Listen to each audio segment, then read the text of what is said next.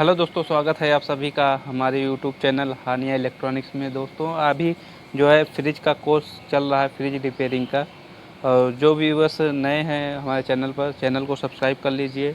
तमाम तरह के इलेक्ट्रॉनिक्स उपकरण रिपेयरिंग के लिए अभी जो है फ्रिज का रिपेयरिंग कोर्स चल रहा है। उसके आगे फिर वॉशिंग मशीन का, फिर सीलिंग फ़ैन का, और क्या बोलते हैं फर्राटा फ़ैन का, ये सब जितने भी इलेक्ट्रॉनिक उपकरण होता है उसकी रिपेयरिंग का वीडियो इस चैनल पर मिलता रहेगा। अभी सिर्फ थ्योरी होगा, उसके बाद आने वाले दिनों में इसका प्रैक्टिकल भी आपको सिखाया जाएगा और दिखाया जाएगा। तो दोस्तों आज का जो टॉपिक है दोस्तों, अगर पिछला 2-4 वीडियो मैंने जो बनाया है फ्रिज से रिलेटेड, जो नए क्या बोलते हैं सीखने वालों के लिए जो हेल्पफुल वीडियो है, वो पहले मैंने 3-4 पार्ट में बना दिया है, 5 पार्ट में। तो उसको आप देख लीजिए तो आपको पूरा समझ में आ जाएगा। दोस्तों आज का जो टॉपिक है फ्रिज नॉट वर्किंग, यानी एक जो फ्रिज है अपना, वो अपना काम नहीं कर रहा है। यानी फ्रिज का काम क्या होता है? कूलिंग करना है, यानी कूलिंग करना है। कूलिंग नहीं कर रहा है फ्रिज। कस्टमर बोलता है ना कि फ्रिज कूलिंग नहीं कर रहा है, या कूलिंग कर रहा है तो बहुत कम कर रहा है। तो फॉल्ट कहाँ से आता है दोस्तों? फ्रिज कूलिंग नहीं करता है तो फॉल्ट कहाँ से आता है? तो सबसे पहले दोस्तों देख लेते हैं, इसमें इलेक्ट्रिकल सिस्टम भी होता है और मैकेनिकल सिस्टम भी होता है। दोनों से ये बनकर फ्रिज तैयार होता है। तो इसमें फ़ॉल्ट कहाँ से है, इसको आपको देखने का है कि हाँ फ़ॉल्ट इलेक्ट्रिकल सिस्टम से है कि मैकेनिकल सिस्टम से है। तो सबसे पहले भाई आपने को फ्रिज चलाने के लिए हम एकदम देसी भाषा में आपको समझा रहे हैं, आसान भाषा में, जो कि आपको समझ में आ जाए दोस्तों। बहुत से जो क्या बोलते हैं रिपेयरिंग कोर्स कराते हैं फ्रिज रिपेयरिंग, तो आपको बताते हैं लेकिन आपको समझ में नहीं आता, बहुत टेक्निकली भाषा बोलते हैं। लेकिन हम आपको एकदम देसी भाषा में, आपकी भाषा में समझाएंगे। भैया जब फ्रिज हम चलाते हैं, फ्रिज को चलाने के लिए हमको यहाँ पे 220 एसी वोल्ट, 220 या 230 अल्टरनेटिंग करंट यानी एसी वोल्ट हमको प्लग में देना रहता है, तभी ये हमारा फ्रिज जो है वर्क करेगा, यानी काम करेगा। दोस्तों यहाँ पर अर्थिंग का है न्यूट्रल एंड फेस। तो दोस्तों यहाँ पे देख लीजिए फेस और ये न्यूट्रल। यहाँ पे मैंने जो सिंबल है ये रेड कलर का ये फेस कर दिया है, और जो न्यूट्रल है इसको ब्लैक कर दिया है, तो आप समझ जाएंगे इसमें। और जो अर्थिंग का है वो ग्रीन है।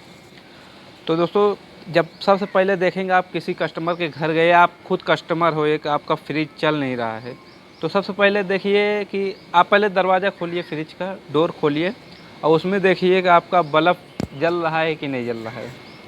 अगर दोस्तों बल्ब नहीं जल रहा है तो आपका जो फ्रिज है ना एकदम डेड कंडीशन में है। समझ गए ना? आपका फ्रिज जो है एकदम डेड कंडीशन में, आपका बल्ब अगर नहीं जल रहा है। अगर बल्ब जल रहा है दोस्तों तो प्रॉब्लम यहाँ से फिर नहीं है। यानी अगर अगर बल्ब जल रहा है तो प्रॉब्लम यहाँ आपको, यानी यहाँ नहीं है, यहाँ पे इलेक्ट्रिसिटी आपको मिल रही है।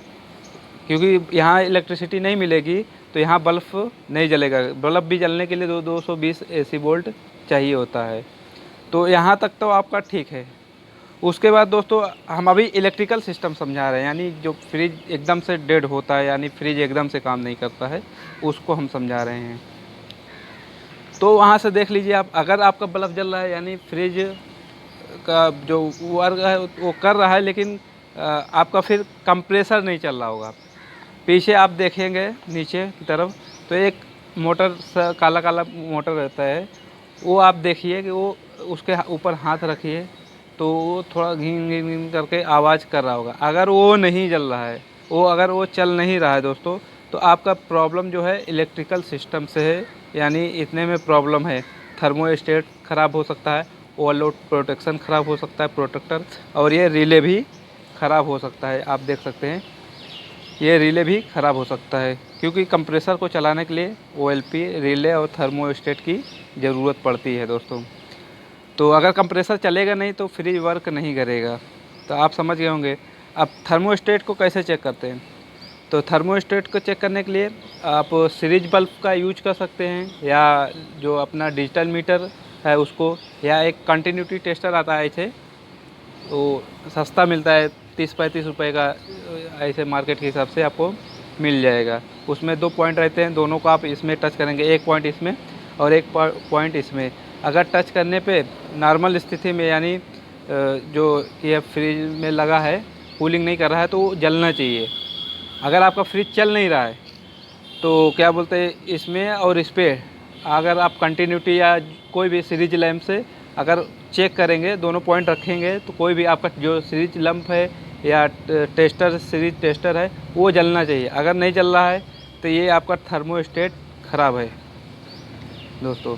नॉर्मल स्थिति में इसको कंटिन्यूटी बताना चाहिए, यानी अगर यहाँ पर कंटिन्यूटी बता रहा है तो थर्मोस्टेट सही है, अगर नहीं बता रहा है तो ख़राब है।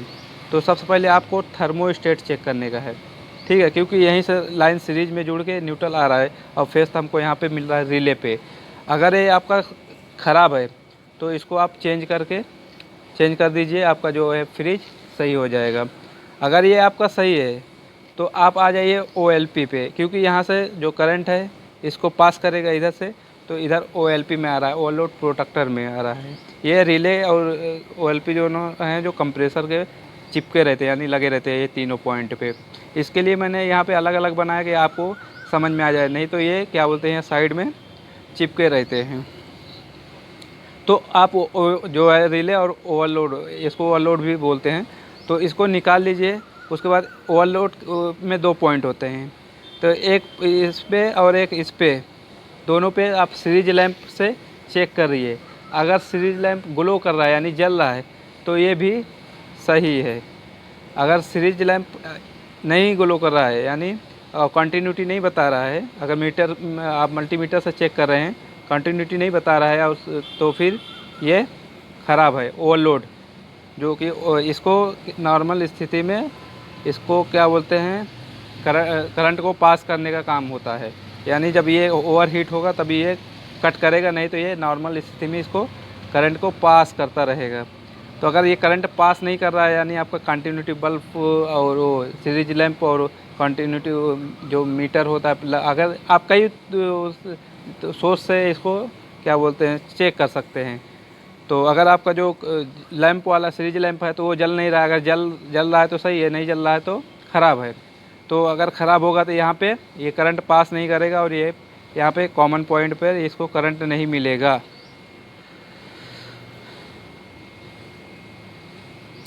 तो दोस्तों कॉमन पॉइंट पे जो करंट होता है वो ओवरलोड से ही मिलता है।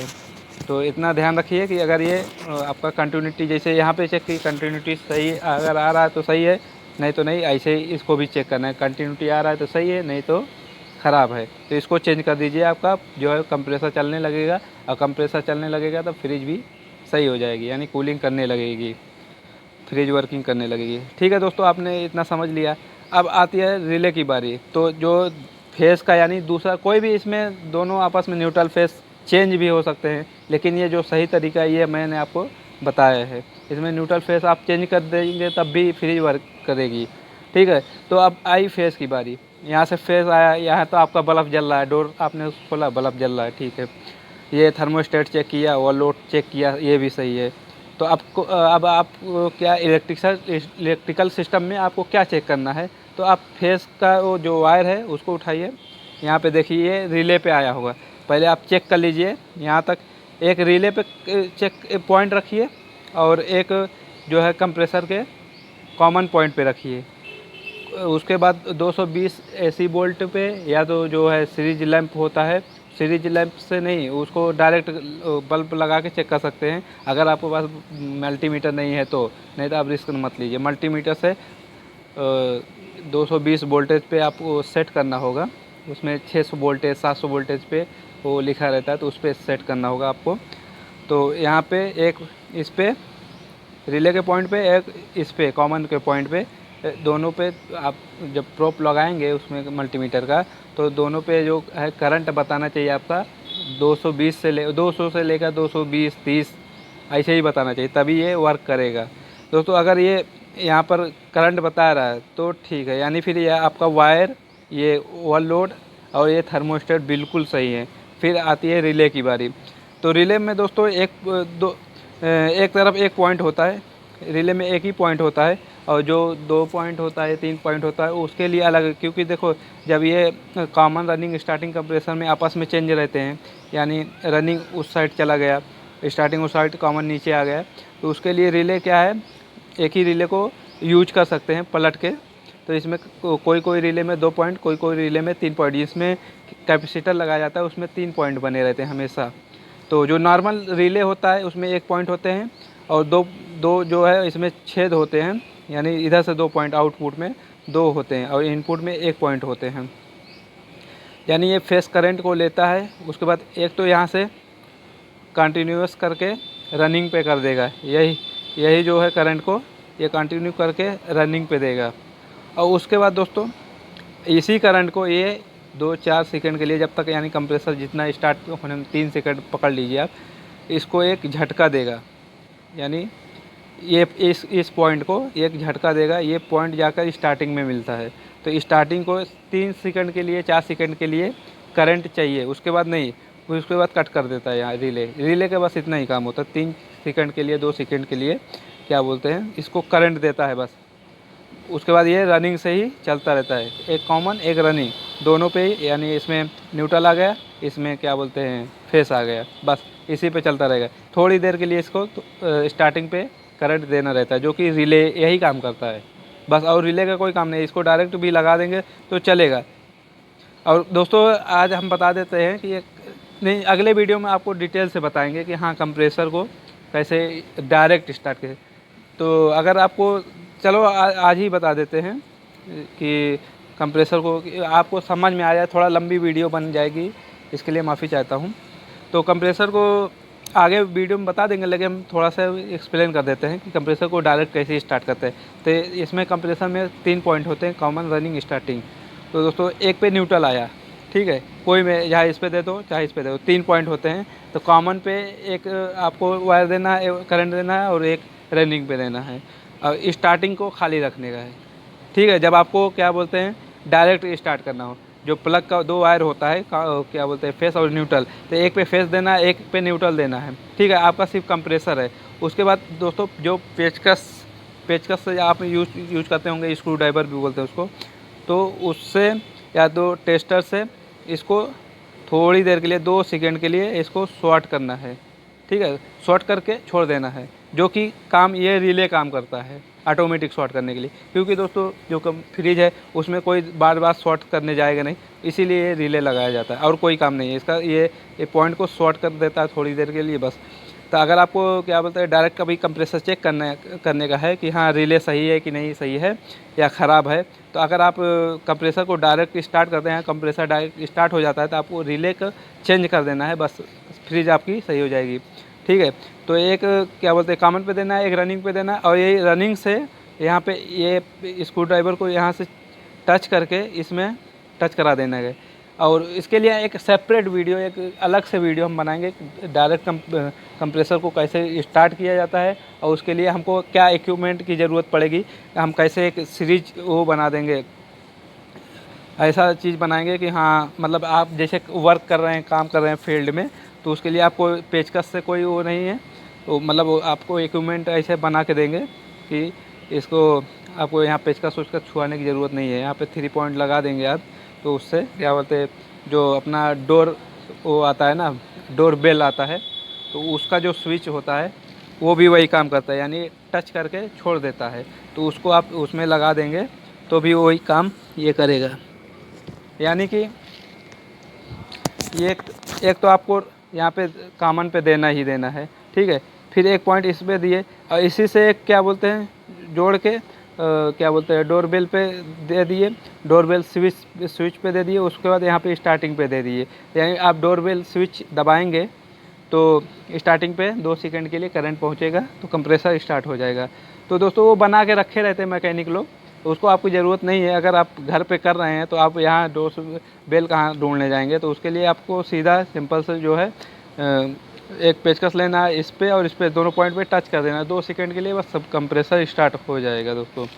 अगर आपका ठीक है दोस्तों, ये जो है इलेक्ट्रिकल सिस्टम हो गया कि हाँ यहाँ से अगर करंट नहीं मिल रहा है और क्या बोलते हैं कंप्रेसर नहीं चल रहा है तो बात हुई। अब बात हो गई दोस्तों मैकेनिकल सिस्टम से, कैसे फ्रिज क्या बोलते हैं नहीं काम करती है, या कूलिंग नहीं करती है, या कूलिंग करती है तो कम करती है। तो दोस्तों यहाँ पे देख लीजिए, आपको जो फ्रिज में जो कूलिंग करने के लिए गैस की आवश्यकता होती है, ठीक है दोस्तों। अगर ये कंप्रेसर में या ये जो साइकिल ऑफ रेफ्रिजरेशन है, इसमें जो है जो पाइपें लगी रहती है, इसमें अगर आपको गैस है तभी ये फ्रिज काम करेगा। ठीक है, आपका इलेक्ट्रिकल सिस्टम सही है, कंप्रेसर सही वर्क कर रहा है। ठीक है, अब कंप्रेसर में क्या हुआ दोस्तों, इसमें अगर आपका गैस है, ठीक है, लीकेज नहीं हुआ है, कहीं से गैस है तो ये वर्क करेगा। अब गैस नहीं रहते हुए भी कैसे ये वर्क नहीं करेगा, क्योंकि दोस्तों देखिए यहाँ पे जो है फ़िल्टर लगा है। ठीक है, ये है कंडेंसर, आप देख रहे होंगे कंडेंसर है ये। यहाँ ये जाली टाइप का होता है, ये गैस को जो है बहुत हाई प्रेशर में जाता है हीट होके, तो ये यहाँ पे ठंडा होने के लिए यहाँ पे साइकिल बना दिया गया है, इसको कंडेंसर बोलते हैं। उसके बाद यहाँ पे फ़िल्टर होता है, फ़िल्टर होके गैस ये कैपिलरी ट्यूब में जाता है।